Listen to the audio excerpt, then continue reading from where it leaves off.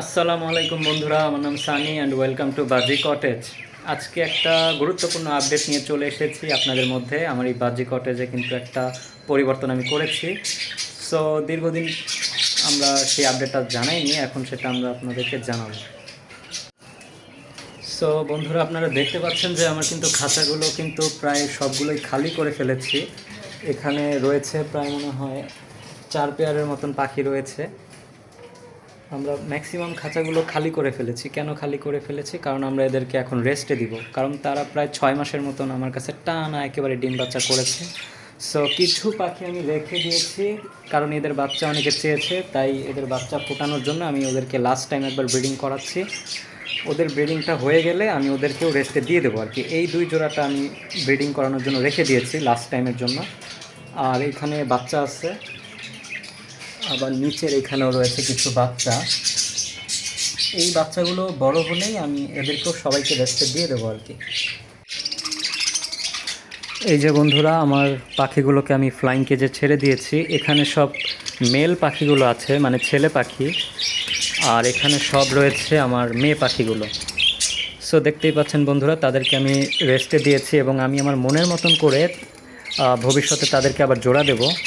জোড়াটা এলোমেলো করে দেব, কারণ সবসময় এক জোড়া থাকলে ডিম বাচ্চা পাওয়ার ক্ষেত্রে একটু একঘেয়েমিতা চলে আসে। সো আমি একটু পরিবর্তন করে দেখব আর কি। সো ওদের রেস্টটা হবে 30 থেকে 40 দিনের একটা রেস্ট। ওই রেস্টের মধ্যে আমি ওদেরকে সমস্ত ব্রিডিং কোর্সগুলো কমপ্লিট করে ফেলবো, আর দেখা যাক তাদের কি রেজাল্ট ভবিষ্যতে পাওয়া যায়। আপনাদেরকে আমি সেই আপডেটগুলো প্রতিনিয়ত জানাবো।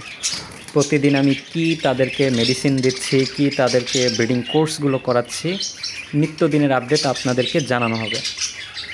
দেখতেই পাচ্ছেন এখানে কিন্তু সবগুলো ফ্রেশ ডিম বাচ্চা করতে করতে ওরা কিন্তু ক্লান্ত হয়ে গেছে, তাই আমি ওদেরকে একটু রেস্টে দেওয়ার জন্য ওদেরকে একটু ছাড় দিলাম। এই যে বন্ধুরা, দেখতেই পাচ্ছেন।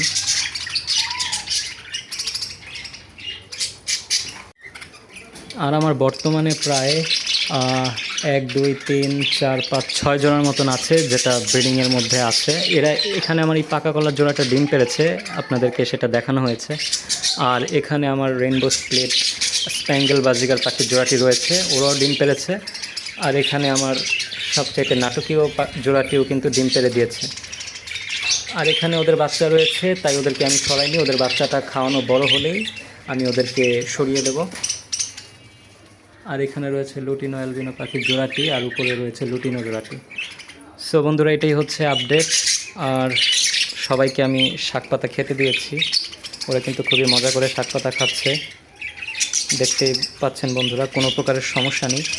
তো প্রতিদিন আমি ওদেরকে কিভাবে ওষুধ খাওয়াচ্ছি, কোন প্রসেসিংয়ে খাওয়াচ্ছি, এবং কি কি ওষুধের কোর্সগুলো আমি করাবো, এবং কিভাবে আমি ওদেরকে আবার জোড়া দেব, ব্রিডিং সেটআপটা আবার নতুন করে সাজাবো, সেটাও আপনাদেরকে আমি দেখাবো প্রতিনিয়ত ভিডিওর মাধ্যমে। সো বন্ধুরা, আপনারা সবাই আমার পাশে থাকবেন এবং অনেক অনেক দোয়া করবেন আমার পাখির জন্য, যাতে ওরা সুস্থ সবল থাকতে পারে এবং আমি ওদেরকে যাতে খুবই যত্ন করে পালতে পারি। আপনারা সবাই আমার জন্য দোয়া করবেন।